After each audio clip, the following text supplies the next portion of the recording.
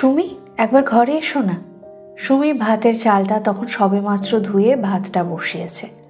অন্য গ্যাসে কড়াইটা চাপিয়ে তাতে খানিকটা সর্ষের তেল ঢেলে নুন হলুদ মাখানো মাছটা ভাজবে বলে তৈরি হচ্ছে। পেল্লায় রান্নাঘরের মেঝেতে বসে রীনা দেবী সবজি কাটছেন। 1 মাস হলো সুমি বিয়ে হয়ে এসেছে। 1 সপ্তাহ পুরনো হতেই রান্নাঘরের পুরো দায়িত্ব নিয়ে নিয়েছে সুমি। রীনা দেবী প্রথম দিকটা একটু চিন্তা থাকলেও দেখলেন হাতে রান্না আছে মেয়েটার, বাকিটা নিজে শিখিয়ে পড়িয়ে নিয়েছেন। কোথায় গো সুমি, এসো একবার। পলাশের চিৎকারে কান পাতা দায় সেন বাড়িতে। পিঙ্কি ঘর মুছতে মুছতেই রান্নাঘরে এসে বলল, আরে বৌদি, তোমাকে দাদা ডাকছে তো। তারপর ফিসফিস করে বলল, চোখে হারাচ্ছে তো। এতটা ফিসফিস করে বলছে যে রীনা দেবী পরিষ্কার শুনতে পেয়ে মাথা নিচু করে সবজিতে মন দিলেন। ওনার এই একটাই ছেলে পলাশ, একদম মনের মতো করে মানুষ করেছেন।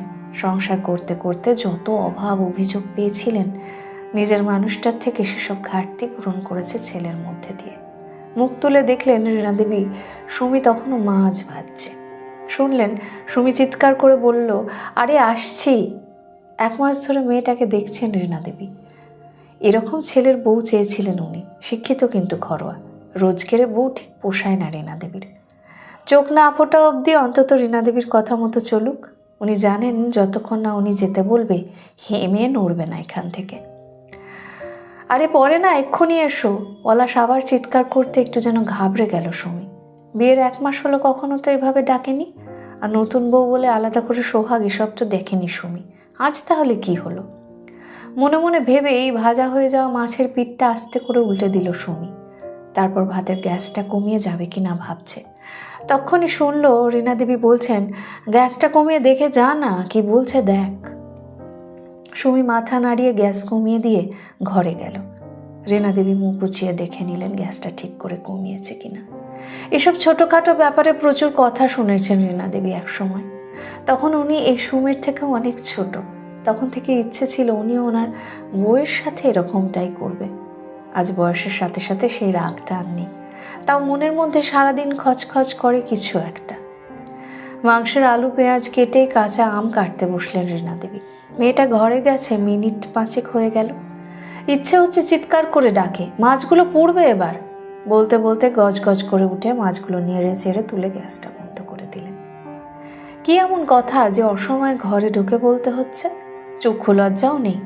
মনে আছে রীনা দেবীর বিয়ের পর প্রথম দুপুরগুলোতে যখন ওনার বর বাদলবাবু বাড়ি থাকতেন, একসাথে শুতেন না, পাছে শাশুড়ি মা রাগ করে। অতীত আর বর্তমান যখন মিলতে বসেছে, এই সময়গুলো বড্ড অস্বস্তি হয় রীনা দেবীর। অনেক কিছু ইচ্ছে করছে কিন্তু পারছে না। অগত্যা বসে আম কাটতে লাগলেন। কিছুক্ষণের মধ্যে হন্তদন্ত হয়ে ঢুকলো সুমি। চোখে মুখটা কেমন যেন লজ্জা মাখা খুশি। নতুন বিয়ে হয়েছে ওদের, এটা হতেই পারে। আর এই রবিবারটাতেই বাড়ি থাকে পলাশ। সুমি এসে গ্যাস জ্বালিয়ে কড়াইয়ের তেলটা গরম করতে দিল। ততক্ষণে ভাতের মাড়টা ঝেড়ে কেটে রাখা আলু তেলে ছাড়তেই দেখলো পলাশ রান্নাঘরে এসে হাজির। তারপর সরাসরি এসে রীনা দেবীর কাছে এসে নিচু হয়ে বসে বলল, মা তুমি ওকে বোঝাও। রীনা দেবী মুখ তুলে অবাক হয়ে তাকিয়ে বললেন, কি হয়েছে? পলাশ বলল, মা কালকে তোমাকে আমি সংসারের টাকা দিয়ে দিয়েছি তো। নতুন বউয়ের সামনে ছেলের মুখে কথা কেমন? বেশ অবাক হলেন রীনা দেবী, কিন্তু বুঝতে না দিয়ে বললেন, দিলি তো, কেন?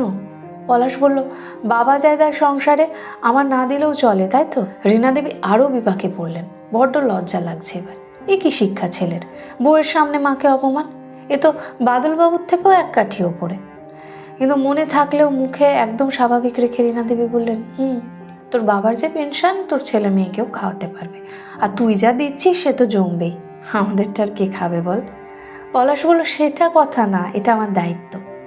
তোমার অনেক কষ্ট করে আমাকে একটা জায়গা করে দিয়েছ, সেটা শুধু নিজে খাবো নিজে ভোগ করবো বলে তা তো হয় না। রীনা দেবী সত্যি ব্যাপারটা ধরতে পারছে না কি চলছে। তাকিয়ে দেখলো সুমি মাছের ঝোল নামিয়ে কাঁচা আম দিয়ে ডালটা সাঁতলাতে শুরু করে দিয়েছে। মুখে কোনো কথা নেই, মনে মনে রাগ হলো রীনা দেবীর। উনি ভালোই জানেন এই চুপচাপ ভালো মুখখানা বেশি দিন থাকবে না। যে বিয়ের 1 মাসের মধ্যে হিসেব নেয় যে বর মাকে কি দেয়, তার আর ভালো। পলাশ বলল, মা আমি সুমিকে বললাম আজ বিকেলে গিয়ে মায়ের হাতে কিছু টাকা দিয়ে এসো। রীনা দেবী অবাক হয়ে বললেন, কাকে দিয়ে আসবে? পলাশ বলে, কেন ওর মাকে? আমি যদি তোমাদের দায়িত্ব নিতে পারি, ও কেন ওর মা বাবার দায়িত্ব নেবে না? সুমি এবার গলা ঝাঁঝে এনে বলল, কখনো না, প্রাণ থাকতে এই অপমান আমি আমার মা বাবাকে করতে পারবো না। আমি যদি কিছু করতাম করতাম তো, নাচ শেখাতাম বাচ্চাদের, তখন আমি বাড়িতে মায়ের প্রয়োজনীয় জিনিস কিনে এনে দিতাম। তাই বলে তোমার টাকা? পলাশ বলল, আমার টাকা কি তোমার টাকা না? সুমি বলল, এখনও না। পলাশ এবার রীনা দেবীর দিকে অসহায়ভাবে তাকালো। রীনা দেবী এতক্ষণে সবটা বুঝলেন। খুব রাগ করতে ইচ্ছে হলো পলাশকে দুটো কথা শোনাতে। সেটাই তো হওয়ার কথা ছিল। মাত্র 19 বছরে বাড়িতে এসেছেন রীনা দেবী। সংসারের প্যাঁচ শাশুড়ির থেকেই শিখেছেন। কত মুহূর্ত এসেছে জীবনে বোকা বানিয়ে ছেড়েছেন রীনা দেবীকে, সেটাও একটা শিক্ষা। তখন থেকেই নিজেকে তৈরি করেছেন রীনা দেবী। এখনই বোধহয় সেই সময়টাও এসে গেছে নিজেকে প্রমাণ করার। কি গো মা, কিছু বলো, ওনারাও তোকে মানুষ করেছে, দায়িত্ব তো ওরও। পলাশ বলেই যাচ্ছে। রীনা দেবী জানে পলাশ থামবে না যতক্ষণ না মা কিছু বলবে। এ আবার কি কথা সুমি? স্বামীর টাকায় তো বউয়ের টাকা হয়। তোর মা বাবাও তো তোকে মানুষ করলো, বড় করলো, তাদের ঋণ শোধ করা যায় না জানি, তাও তাদের পাশে দাঁড়ানোটা তোর কর্তব্য। তুই টাকা না দিস, মায়ের প্রয়োজনীয় জিনিসগুলো কিনে দে। কি চাইলো আর কি বলল? খারাপ শাশুড়ি হব বলে মনে মনে ভেবেও সংলাপ ভুল বললেন। সুমি কিছুক্ষণ রীনা দেবীর দিকে তাকিয়ে খানিক নরম স্বরে বলল, মা, ওর টাকা আমারই, সেটা আমার নিজের, কিন্তু আমি তো অক্ষম নই মা। আমিও ইনস্টিটিউটে নাচ করিয়ে ভালোই পেতাম, শুধু এ বাড়ির পছন্দ না বলে ছেড়ে দিলাম। বলতে বলতে গলাটা ধরে এলো সুমির। তারপর আস্তে আস্তে করে বলল, আমার বাবার যা ইনকাম, ওদের আমার টাকার উপর ভরসা করতে হবে না। বলেই মন থেকে একটা দীর্ঘশ্বাস নিয়ে ডালটা ঢেলে দিল বাসনে। তারপর কড়াইতে জল দিয়ে উলিয়ে বসিয়ে দিল। এবার মাংস রান্না হবে। রীনা দেবী মেঝেতে থাকা সবজির খোসাগুলো এক এক করে গোছাতে লাগলো। হয়তো পরবর্তী সংলাপ সাজাচ্ছেন। শাশুড়ির শেখানো বিদ্যা হাতড়াচ্ছেন, এটাই তো করতেন উনি। এমন সংলাপ সাজাতেন, তাতে বউ ঘায়েল আর ছেলেও বুঝলো মায়ের মতো মানুষ হয় না। সুমির গলায় এতটা জোর ছিল যে কিছুতেই সংলাপ সাজাতে পারছে না রীনা দেবী। সুমির মতো এতটা অমায়িক কি উনি ছিলেন? শাশুড়ি বুনো ওল টের পেয়েও উনি দিনে দিনে বাঘা তেঁতুল হয়ে উঠেছে। লড়াই চলেছে সমানে সমানে, কিন্তু এই মেয়ের সাথে কি লড়বে? লড়াই তো তখন করা যেত যখন জানতো ও পলাশের কাছ থেকে টাকার হিসেব চাইছে, বাবা মাকে টাকা দিতে না করছে। সুমির মুখ দেখে মনে হলো ওর সিদ্ধান্তে অটল, কিছুতেই বাবা মায়ের অসম্মান হতে দেবে না। পরিবেশ চুপ দেখে পলাশও চলে গেল ঘরে। মনটা কেমন ভার হয়ে লাগছে রীনা দেবীর। এই মনটাকে কিছুতেই বাগে আনতে পারলেন না উনি। যুদ্ধে যাবে বলে প্রস্তুতি নিচ্ছিল, কোথা থেকে কি হয়ে গেল। সুমি মেয়েটাকে আরো ভালো লাগলো যেন। কতটা আত্মসম্মান মেয়েটার যে বরের টাকা কিছুতেই নিল না। এরকমই তো হয় প্রকৃত শিক্ষা। নিজের ছেলের গুণ আর কি বলবে।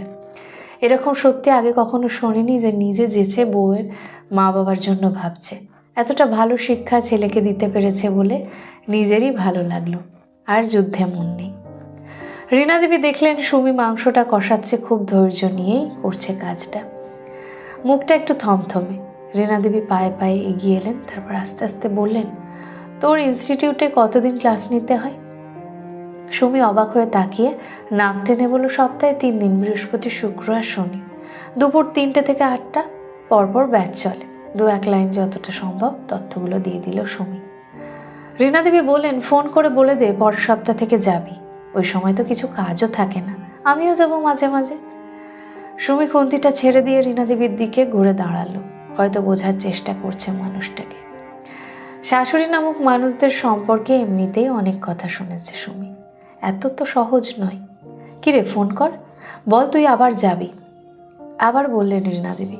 বোধহয় সত্যি সত্যি বলেছেন। সুমির এবার ইচ্ছে করছে জড়িয়ে ধরে, কিন্তু শাশুড়িকে মায়ের মতো জড়িয়ে ধরা এতটা আদিক্ষেতা করতে পারবে না সুমি। কিন্তু চোখ দিয়ে বুঝিয়ে দিল ওর মনের অনুভূতিটুকু। রীনা দেবী হেসে বললেন, এখনই ফোন কর, আমি দেখছি মাংসটা, কিন্তু ওই টাকার একটাও নিজে খরচ করবি না। বরের টাকার অধিকার ছাড়তে নেই বোকা। ওটা থেকে মাকে দিবি, আর পারলে আমাকে প্রতি মাসে একটা করে ঘর সাজানো জিনিস এনে দিবি। ওই একটাই নেশা আমার। না ইচ্ছে করলেও আদিক্ষেতাটা করেই ফেললো সুমি। জড়িয়ে ধরল রীনা দেবীকে। প্যাচপ্যাচে গরমেও কি সুন্দর একটা অনুভূতি। এরকম অনেক কিছু ঘটনা যা আমাদের সিলেবাসে থাকে না, কিন্তু প্রতিটা দিনের সাথে সাথে অনেক নতুন কিছু সিলেবাসে ঢুকে যায়। সেটা জানা হয়, জ্ঞান বাড়ে, সাথে মনটা বড় হয়, অনেক বড়, যেটা আগামী প্রজন্মকে আরো সমৃদ্ধ করবে। কলমে অনিন্দিত সাহা মুখার্জি, কণ্ঠে পারমিতা।